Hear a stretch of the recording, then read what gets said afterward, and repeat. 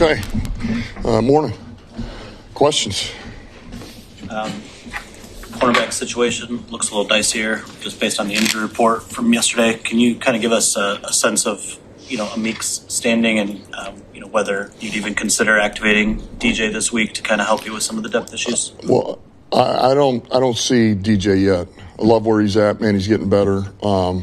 He and Davenport both, boy, they look good, just getting back out there, working them back in.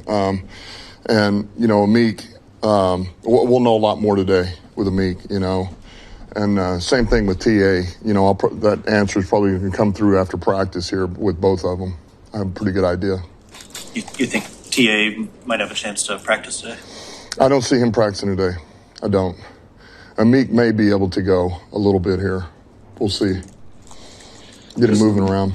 Going against this defense, I talked a little bit about it the other day, but I guess what are some of the things that you have come to understand about facing Vic Fangio just in the flow of the game and the adjustments that he can make and the ways that he can hurt you? Well, he knows himself very well. He knows the opponent, but he knows himself very, very well, and he's always been great about that, man. He checks himself.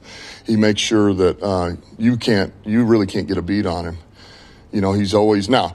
It's core there again. It's not. There's nothing super complex, but yet the fact that he asks them to do things they do well, and he just kind of keeps moving around. That makes it difficult, and that's obviously a sign of a damn good coordinator coach. So, and he does that really well. And those guys, we ask them to do, they're very good at. And there again, it's the front, really creates a lot of disruption. And it allows those guys to play top down in coverage. And then they do match up. They play some match coverage, and so they get in your face and they challenge you. And then you got to be pinpoint accurate. You got to create separation. At the receiver position, you got to play fast. So, he's always done a great job, man. It's a very disciplined unit. Those guys communicate really well. I mean, you see a lot of these, these turbo motions, the shifts, the motions as fast as going, receivers going between 1 and 2 with speed. You see 33, boy, he passes it off. He sees it, he bumps, he goes, he catches, he moves, and it's like, but man, they adjust. It's impressive, and those are signs of a well-coached defense, and that's what he's always been. I mean, his defenses are they're very disciplined. They play together, they play hard, and it's no secret why teams struggle against them. And on the injury front, Sam Laporta, he's been not at practice this week. What's his outlook for this weekend? I know a lot more today. That's another one. I don't see him practicing either, so that's the best way to say it. The trust you have in Brock. If you don't have Sam and those guys in that room to fill sky high. Brock there again. Brock's the guy we don't talk a lot about, but he's the jack of all trades, man. He does everything for us: pass protect, run block. He can run some routes.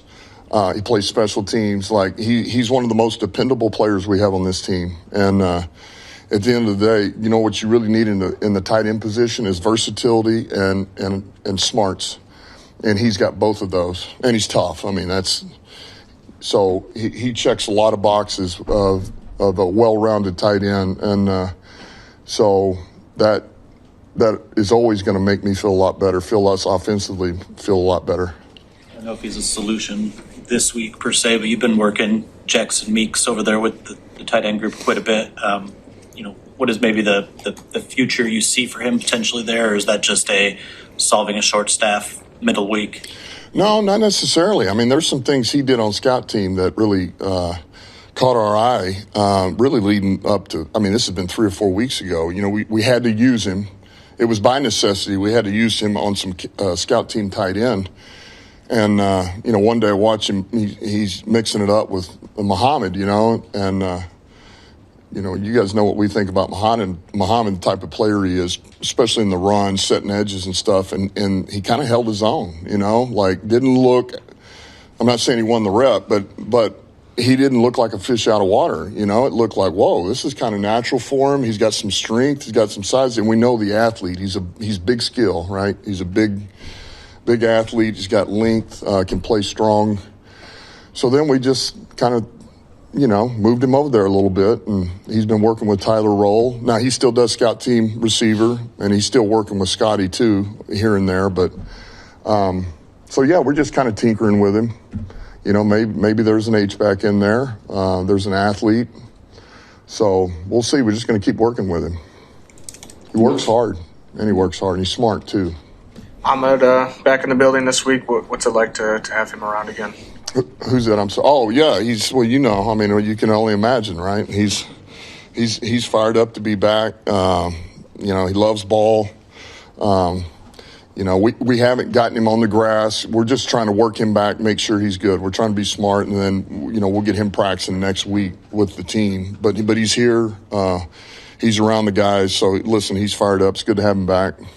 From an organizational standpoint, how much do you see similarities between how you guys, the roster is constructed with you guys vis-a-vis the Eagles, and when you look at just like the type of players that they've years through the draft and whatnot? Yeah, well, they drafted well. They've acquired their players a number of different ways, but they certainly have drafted well. And a lot of the players they have are a lot of the same players we really were high on too. So that says a lot just on the respect level of those players they have over there and what they do and their process. Certainly, we don't have the same process as them, and we're good with that. We do ours a little bit different. Brad and I, go about our business a tick different, but there's a lot of different ways to skin a cat, I guess. I don't know how many of you guys have skinned a cat, but In the last couple of years, how much have they been also on your mind, I guess, as a team that you're eventually might face in the playoffs? I mean, talking to Monte, he said from the other side last year they were thinking about you guys. How much do you guys they're always in the back of your mind, I guess? Yeah, I mean, really the last 2 years we thought we were going to face them at some point. We really believed that, and so I would just say that's always kind of been there. Like, hey, we're going to face the Eagles, and those are one of those teams that, as you go throughout a season, I'm talking about over the last 2 years, some of these teams you face and you play, you're like, you're not playing this team per se. Was it good enough to beat Philly when we faced them? Was it good enough to beat San Francisco when we faced them, like 23? That's some of it is how you got to look, which means it's about you. It's about you, and you're holding up your standards on what you believe winning football is, championship football, and you got to be on point in all three phases. And so, we thought this would be, we would have seen them before now, but get to see them this year, go out to their place, which is great. It'll be electric, like we talked about, and we're looking forward to it.